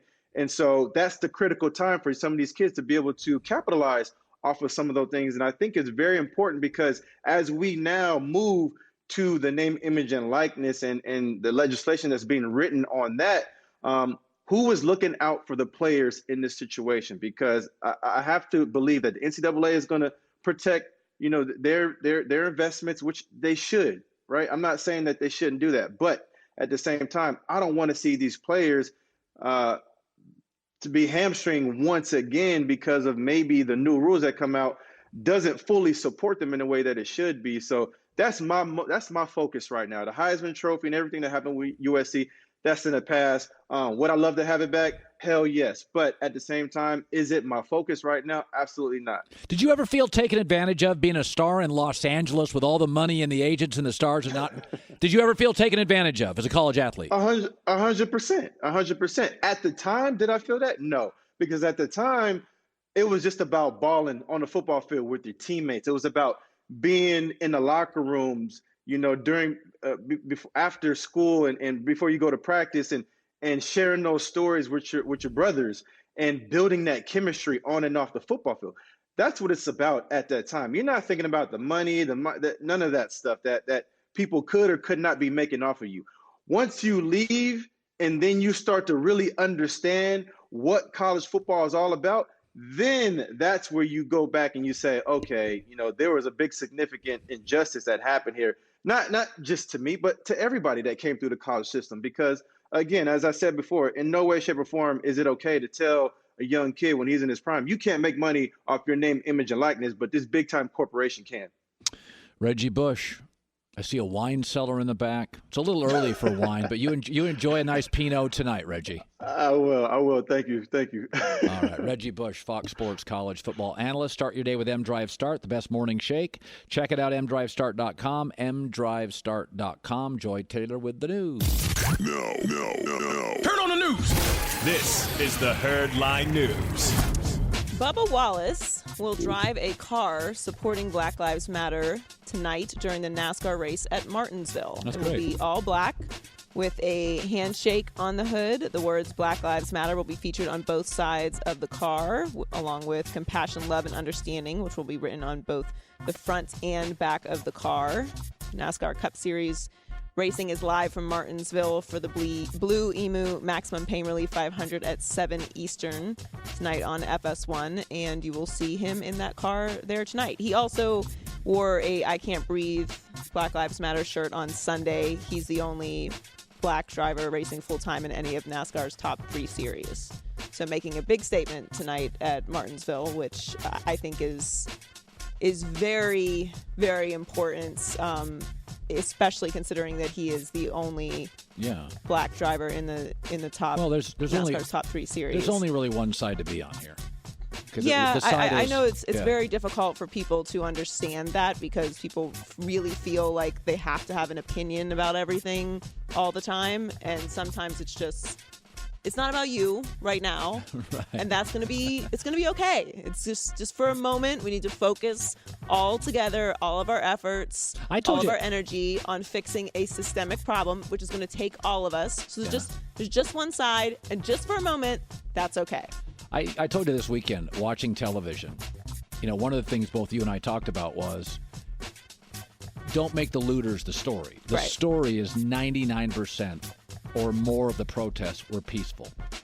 This has been really a remarkable, people look at it and say, oh, the looting. Folks, we've seen revolutions in other countries on like CNN. They don't look like ours. Ours was unity, together, moving in the same direction. Let's not concentrate in a burning car in 2 cities and go, that's what it is. No, that's not what it was. If you're reasonable, if you don't have an agenda, if you're not being partisan, folks, it's really been an incredible last 8 days. We're getting legislation changed. Like, that's why the protests matter. It's all about change, and that's why you can't let up right now. What happens time and time again is there are protests and there are riots and looting, and there's an outcry, and then it just kind of fizzles away because everyone doesn't get on board, and then we're back here again because nothing has changed. I love that NASCAR is supporting him doing this. I think it's going to make a major impact and statement at Martinsville tonight. I'm proud of him, and I think it's a wonderful thing to do. But everyone just get on the same page. Like, there's just times in life where, again, it doesn't have to be about what you think and what your opinion is. Sometimes it's just good to listen and support your neighbor. You mean it's not always about us and people in power? I mean, it's not always about me. I'm not saying this from a position that, like, what I'm saying is always right and you always have to listen to me and my opinion. There's lots of stuff I don't have opinions about. I have less opinions about most things and more opinions about a smaller amount of things. It's how it should be. There's people missing this. Whenever I hear it, stick to sports. I don't want politics. This is not about politics. It's not political. It's not a political issue. Statement.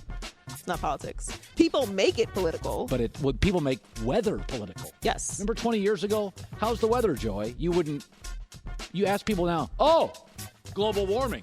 You're against my president. No, I just want to know how's the weather. I just want to know if it's warm outside or if it's going to rain.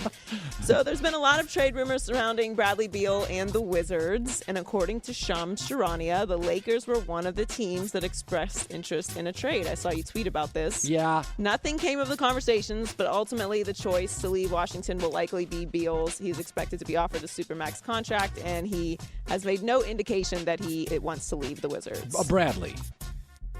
I love Bradley Beal. Since you've been on this show, I've said he's the most underrated player in the league. The most underrated player. He is too smart, too good of a player to not be on a winning team. He feels a sense of loyalty to the Wizards. Loyalty. It means nothing. 20 years ago in the NBA, I thought it was overrated. God, can we get over loyalty? These guys have 8 years to make it. Who cares about loyalty? Go to a winner. Loyalty means nothing to me for an NBA player. I mean, I agree with you. Shams also mentioned that the Heat and the Pelicans were teams that would be interested. I love all, well, obviously, come to the Heat. But I love all of those locations for him. Name another player in the NBA, another one, who is an all-star. I mean, and we just don't watch him play ever. He's it. He's the last player in the league that's really good. We just never see. I'm 100% with you. I think he would thrive in another situation. I asked an NBA insider, a powerful NBA insider, connected to a powerful NBA player about Bradley Beal. And his answer was, he's like Klay Thompson. Everybody wants to play with Bradley Beal. That was the answer from a powerful person next to a powerful player. One of my, He's extremely talented, and he's one of those players, he's a winning much like player. Klay Thompson, who is just solid in every aspect of his game. A winning player in a losing organization. And that you can't do that. That cannot be your brand going forward. He's a winning player in a losing organization. Let's go. Make the move. I think he wants to stay there. Why? I don't know. I mean, I would leave. But in 1 second, I'd leave.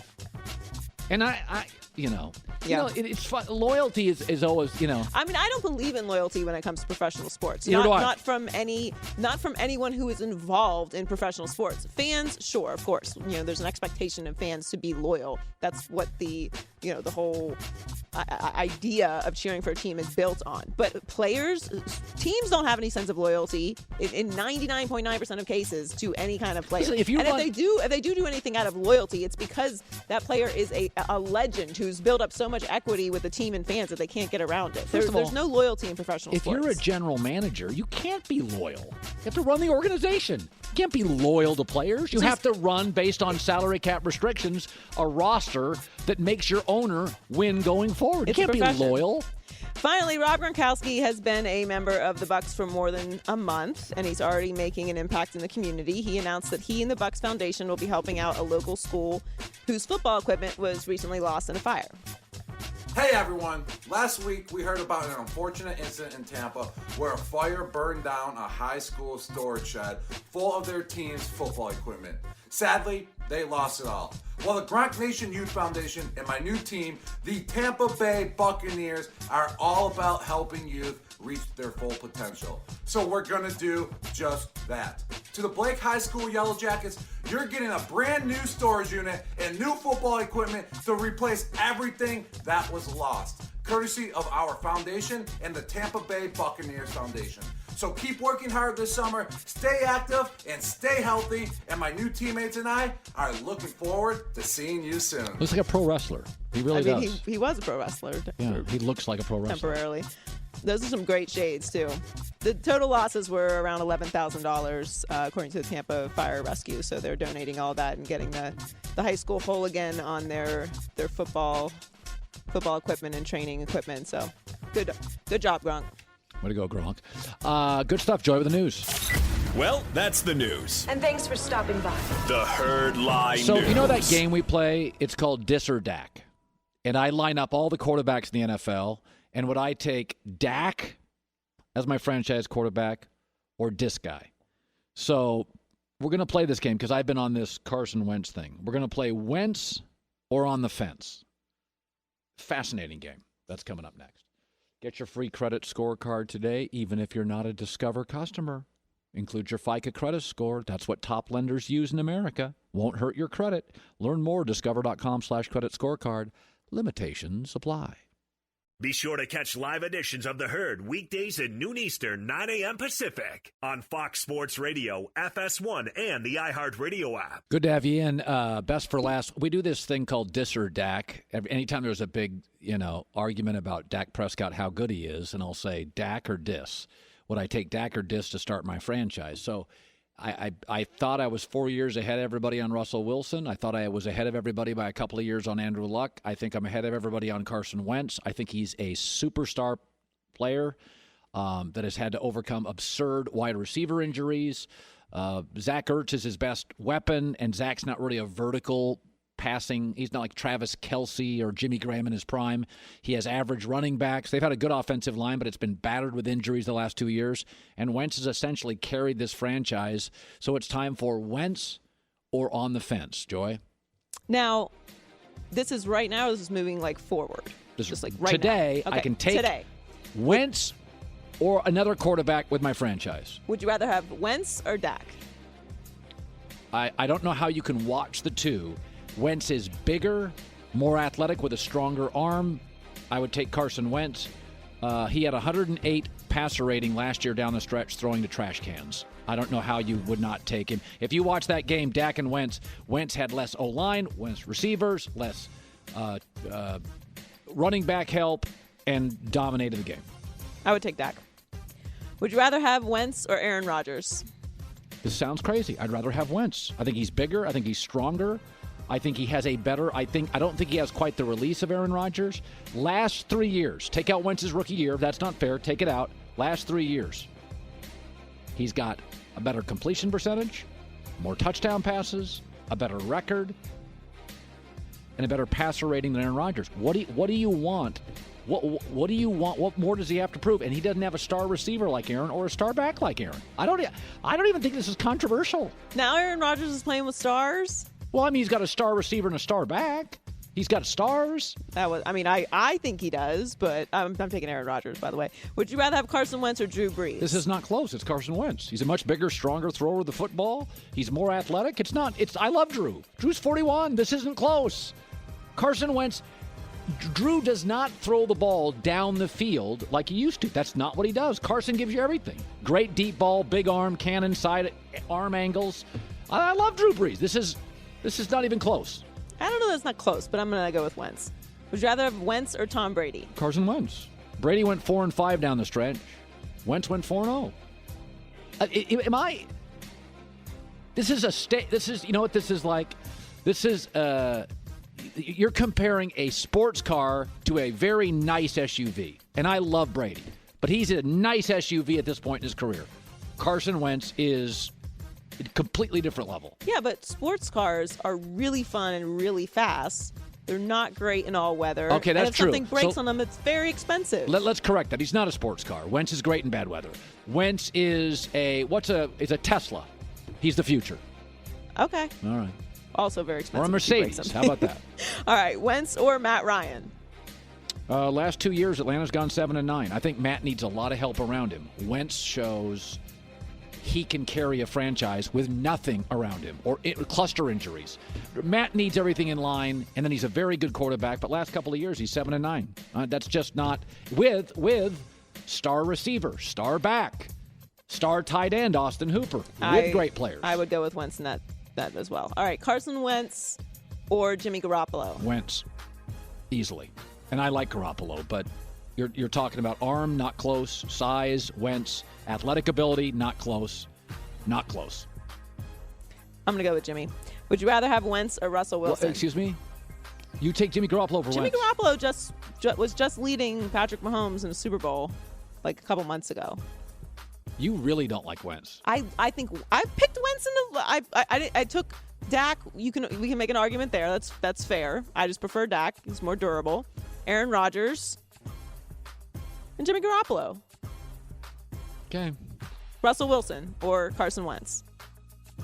On the fence, I take Russell Wilson. Wow. I think Russell Wilson is the best football player in America, all things considered. Smarts, leadership, athletic ability, throwing the football. But do you think it's close? I think Russell is in a complete... I mean, I only think there's one player in the league close to Russell Wilson, and that's Patrick Mahomes. I think Russell's the best. Oh, okay. Yeah, no, I would agree with that. I think Russell, because his pre-snap's better than Mahomes at this point, and I think he's a better leader at this point because he's just older. I think Russell Wilson's the best football player in America. I'm taking Wilson over Wentz as well. Wentz or Kyler Murray? To show you the disrespect for Carson Wentz, Kyler Murray has better Super Bowl odds or MVP odds than Carson Wentz. You've got to be kidding me. Carson Wentz. And again, I don't think this is close. And I think Kyler's fun, but this ain't close. No, I don't think it's close right now. Wentz or Lamar Jackson? Wentz. Now, in a year, I may not think that. this is still as much as we see Lamar do his stuff, it is still, you got to throw a ball from the pocket. And I do believe if you're asking me to read the entire field, sit in the pocket, carry no weapons, Wentz can do that. Now, Lamar's great, but I think all of us, and even John Harbaugh has acknowledged this, I'm waiting for another step from Lamar as a pocket quarterback. He can do it, but he's looking for another stage. I think Wentz is in his prime. I think Lamar's going into his prime. I'm going to take Lamar. Wentz or Roethlisberger? Wentz. Wentz is, I like Ben, but I think his efficiency, a lot of picks, efficiency, there's some drama there. I don't get that with Wentz. So Ben's leadership style is not always my favorite. I'm going to go with Wentz as well. Wentz or Deshaun Watson? Wentz is a much better thrower of the football. Much better thrower of the football. And by the way, Deshaun with significantly better weapons. Wentz had more TDs, more yards, fewer picks than Deshaun last year, and Deshaun had great weapons. So I think, and again, I like Deshaun Watson.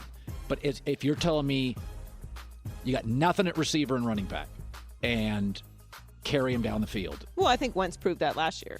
He's playing with. I thought it was one of the greatest 4-game stretches down the stretch I'd seen in a decade. I think I would go with Deshaun, but I do think it's very close. Carson Wentz or Patrick Mahomes? On the fence, Patrick Mahomes. I think Patrick Mahomes is the better version of Carson Wentz. And I think the better version of him is a top 10 player all time. So when I say the better version of Carson Wentz, I can't say anything better than that because I think Carson Wentz is a Hall of Famer, a Hall of Fame talent. All right, Carson Wentz or your guy Drew Lock? Now, this one I thought about for a long time.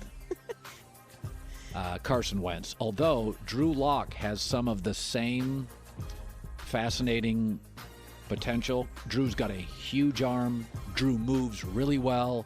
There's a certain leadership quality. He went to Missouri, which is a bunch of nothing. I mean, compared in the SEC to who you're playing, Drew Lock's talented, but Carson Wentz. So Russell Wilson, Patrick Mahomes, and I do think the Lamar thing could change in a year. If Lamar takes the steps that I think he will, then I'd probably in a year go Lamar, but I want to see it. So does John Harbaugh. So basically you think that Carson Wentz is the third best quarterback in the league? Yep. Behind Patrick Mahomes and Russell Wilson. Yep. That's it. Here's the thing. It's not controversial. Last 3 years, go look at his stats with Aaron Rodgers. We did this earlier. Just go look at him. I don't have an opinion. Just watch him. What do you want? Wins more touchdowns, better completion percentage, better passer rating. You can't tell me that he has a significantly better coach than Aaron. You can't tell me he has a significantly better Devontae Adams is better than Aaron Jones is better than the contemporaries that are playing for Philadelphia at those spots. So what do you want me to say? I think it's controversial to say Rodgers is better than Wentz. I think Wentz is an elevating player. He's escalating. Is that the right word? He's improving. I think Wentz is getting. I think Wentz is now in his prime, but he's emerging. Yeah, I don't even know. He's arrived, so that's not really the right he's prime term. right now. I don't think Aaron's in his prime. I don't think Aaron's that far out of his prime. I think Wentz is just. This will be I think last year at the end of the year, I'm like, okay, this is his prime. This is. I thought Wentz was incredibly impressive at the end, towards the end of the season last year. What he was able to do with, practice squad guys was remarkable. But I also think that the division was down, and I need to see some consistency moving forward. He is very good. I think he's very good. I got to be honest. It's a good hair day. Are you feeling yourself today? I really have a good. I knew that's what you were doing. I'm sorry. It was very vague. You are having a good hair day, though. Really, I'm very proud of my hair. Did you do something different? No, nothing different. Yeah. They bought me a bunch of products because it just looked like an unmade bed. And so the ladies who do it, they went and got products because we're not supposed to be in the same room. And so they just sent them to me. So I opened up a bag today. I don't know how you guys do it. I didn't know what anything was. It was tubes and cans. And I'm looking at this stuff and I'm like, I didn't even know what to do. So I put a bunch of it in my hands and I combed it in there, and this is what came out of it. It looks good. There were powders and stuff. I didn't know they put powders in your hair. You put powder in your hair. Sometimes, yeah. Powder. Like powder, like sometimes they do fibers. TV stuff is just so different because there's lights, So sometimes they put fibers because your hair might be laying a funny way and it looks like you're bald and you're really not. There's a lot that goes into this. There are things happening in America. We just make it look like an accident. I have no idea. Fibers in hair. gels, powders. Who knew? All right, good job. We will be back tomorrow. Tomorrow will be Thursday. I want to thank Reggie Bush, Don Garber, Peter Schrager, Nick Wright. Good stuff. We'll see you tomorrow. Be safe. 谢谢你让我爱了痛了懂了，我不再纠缠打扰了。